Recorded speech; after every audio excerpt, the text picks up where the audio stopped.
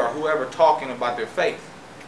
And so that's how we keep them connected. Even when they go to college, they go different places, we want to stay connected to them. They know their names, I got kids going everywhere, so they still a part of the family. So the number one thing we're doing is teaching and instilling principle. One of the things I get from these high school coaches, they be saying this to me sometimes, I get so furious over it, I have to control myself. But they say, well, they say, you selling false hopes to kids. They go, you telling these kids. I said, first of all, I don't tell a kid nothing. When a kid in their family comes out, the first thing I do is I want to learn about them. So they I like what he was saying. So they come in, I say, so what's your goals? What's your vision?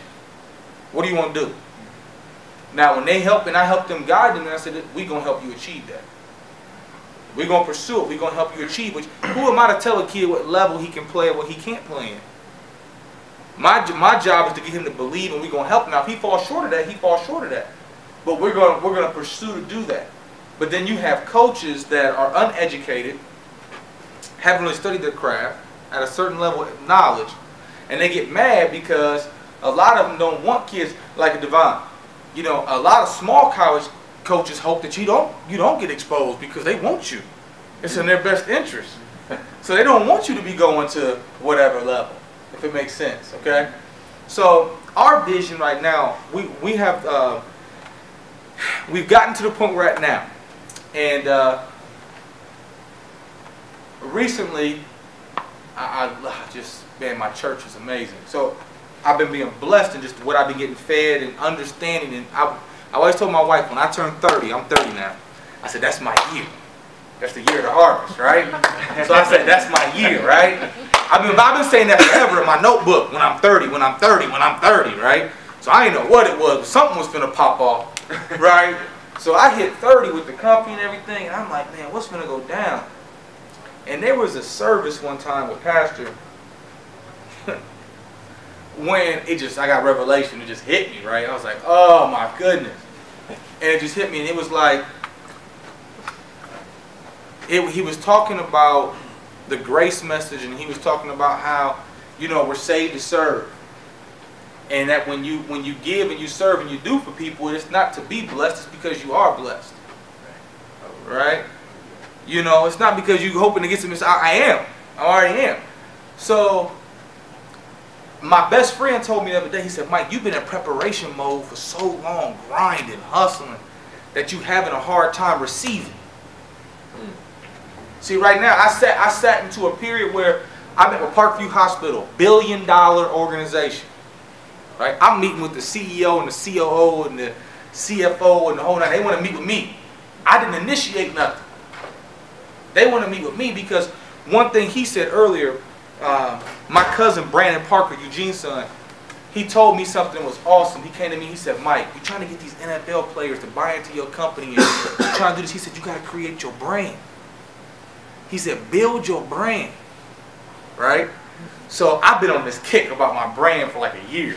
So I'm building my brand, building my brand, building my brand, building my brand, building my brand. What we stand for in the newspaper, on the news.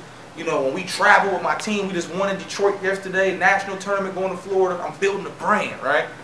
We've also started a non-for-profit organization called the Bedrock Youth Academy. That the Bedrock Youth Academy, because we got a $7 million building being built right now on Lima Coliseum that we're moving in September. So that's just going to be temporary until we move to a new campus, okay? So we're going to build a complex. So my thing is we started in the inner city, so I don't want to forget about it. So what I did was I started a non-for-profit organization called Bedrock Youth Academy that has a mentoring program for low socioeconomic kids. It has a program that does RES, which is my tagline, which is now called, it's RES Redefining Athletic Standards. So what we do is we host events and promote. It's basically like endorsing and promoting cancer awareness. We're going to do events that promote redefining athletic standards. We're doing a camp. It's going to have over 200 kids across the country. There's an article in this evening's paper about it. That are going to come across the country. They're going to Trine University. That we're going to promote. We got a guy right now, if you go on YouTube, he's one of the hottest dudes out, Eric Thomas, called E.T. He's on YouTube, blown up. He's a guest speaker for me on Saturday.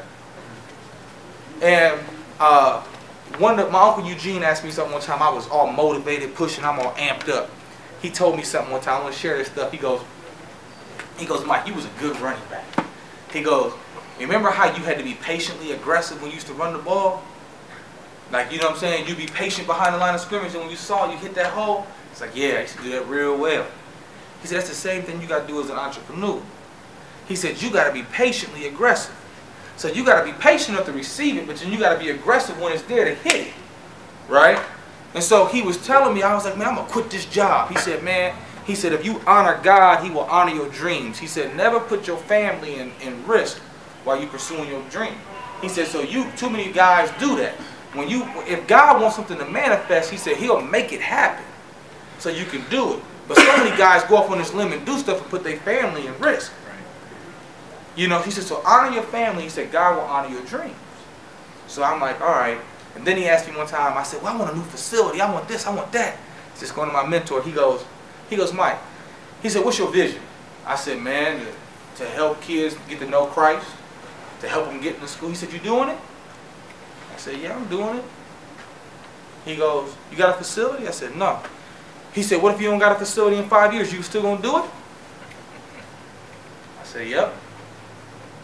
He said, all right. So the thing for me is that when you believe the passion, go back to the law of the process. So many people are so worried about the destination spot, and when they get there, it's not about being prepared for when the opportunity comes. It's embracing the journey, the process. For me, when I got haters talking about me, or when I go through drama today, when I got this huge camp happen, I embrace that. I get amped off of it. Because I know that when that stuff happens, I got something great about to happen. It don't even discourage me. When I'm comfortable, I'm uncomfortable. I don't even know how to have fun. I mean, really, real talk. I mean, real talk. You know, they had a surprise birthday party for me, and my best friend was there. He the only person that can loosen me up. Because other than that, I'm just like in work mode all the time. You know what I'm saying? I mean, I'm just here. I'm just zoned out. Because it's being focused. You know what I'm saying? So, you know, and the other thing is, man, I talked to my staff. My uncle told me this too. Just trying to pass some of this wisdom on. He said, man, too many dudes want to make it to the NFL. You can use it for any analogy. Too many dudes want to make it to the NFL on high school skill level. They're like, man, I want to go to the NFL, but they running routes like a high school kid. You know, I get dudes every day coming to me like, man, I'm trying. Hey, man, you can make it to the league. I'm like, man, he's so disrespectful to the process. You know how hard it is to get there and do this. The boys just come out the streets, just plain just disrespectful. So he says, Mike, you got one or two options. He said, I talked to Bill Parcells. He goes, when you got that dude, when I trying to get him to sign a guy to Tennessee, and you got that dude, and you be like, hey, he always around the play. He always around the ball. He said, Bill Parcells says, that's the kind of dude that gets me fired. That's always around the ball, but he ain't making the play. You know what I'm saying? That guy. He said, you got one or two things to do. Increase your skill level or lower your expectation. Wow. You know what I'm saying? So either you increase your skill level on what you do or lower your expectations. It's one or the other. Go to another level or lower your expectations. It's simple. You see what I'm saying? So for me, I'm constantly grinding on, okay, how we going to increase our skill level? We got to become experts more on what we doing. We got to study this craft. We got to learn this. We got to do this. Or lower your expectations. Don't talk to me about you want $60,000 a year, but you ain't really to do this to increase your skill level. Where's your value? You know? I mean, where's your value? And the biggest thing I would say is this. I have an athlete right now that's the number 4 player in the whole country. He's getting ready to make a college decision at our camp on Saturday. And I've been developing him as a leader. Because I don't worry about nothing physical. He a freak. Right? So I go, listen. I go, I'm developing you. What's the number 1 law of leadership? Influence. Right? It's the number 1 law in leadership. Influence. What's your ability? How many people can you influence? What's your value? I know for me, I have a gift at it. You know, I have a gift at it. I know for me, if I get in a room of athletes, I can be fat, out of shape, not do nothing. But if I come in there, I have an ability to affect them. Based on my ability and what I say and what I do, they will believe and buy into me. You could be the greatest trainer in the world, but if a kid ain't buying into you and following you, you know, you want that trainer that's going to make you believe You're going to lose 40. Even if you don't think it's true, but I'm going to make you believe you're going to lose 40, right? It's about getting them to buy into that, right? So, my thing is this. You have to embrace the process, and you have to understand, like when we've learned him and developing him, I said, he going to Notre Dame. He the #4 player in the country. You don't have to go do all these camps. You could be chilling. But his whole focus is developing the people around him, helping his teammates get more scholarships. When we do 7-on-7, helping our team be better, helping this. And you know what's happening? You can't give without receiving. So I'm teaching them principles off gate. Those principles of when you do this, you don't worry about you. You know, I always ask my staff when I interview somebody, I said, what's your passion? Is it video games, football, basketball? Is it sex? Is it alcohol? What's your passion? I said, but what's your purpose? So in our facility, it says, what's your purpose? And your passion is what you love to do. Your purpose is what God's called you to do for others. Right. And when you don't know what your purpose is, you lost. You know, you can't fight. You can't fight to get what's yours because you ain't able to identify what your purpose is yet. And that's like for me, you know, it's no better feeling. How many people walk this earth never fulfilling their purpose? Never do, you know, never really getting to do what they were called to do. And the reason that is because, like Henry Ford says, the hardest thing to do is to think. That's why very few people engage in it. The hardest thing to do is think. So very few people engage in it. It's a very hard thought process to sit down and meditate. And so I'm just receiving right now. I'm just so thankful for God because my uncle always told me, he says, Mike, your hardest position is your foundation.